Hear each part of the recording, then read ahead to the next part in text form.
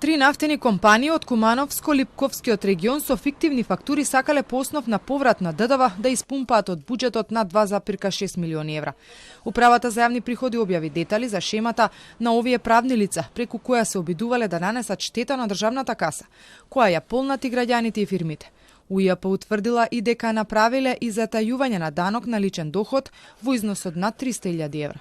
Сите биле регистрирани како трговци со нафта и нафтени деривати, а за тоа немале ниту лиценца, ниту бензинска пумпа, ниту пак складишта за чување. Само лажни фактури дека купувале нафта и нафтени деривати.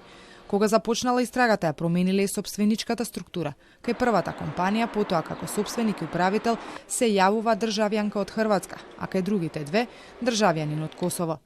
Кај првиот и кај третиот случај, односно првиот и третиот даночен обврзник, првичен сопственик и управител на двете правни лица, пред да се изврши промената и да се назначи нов оснивач и управител, било едно исто лице, кое што во 2023 го има сменето презимето од негови познати фамилиарни причини, а овластен сметководител на двете правни лица е едно исто правно лице.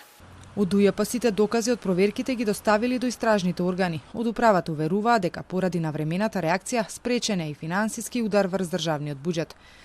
УЈП има доставено писмена пријава со прилог докази до основно јавно обвинителство и до МВР на ден 15.11.2023, а истовремено имаме до управата за финансиска полиција доставено писмена пријава и известување со прилог докази на ден 1.12.2023 година. Истовремено со тоа што навремено сме известили и сме ги превенирале овие состојби, нема оштета на буџетот.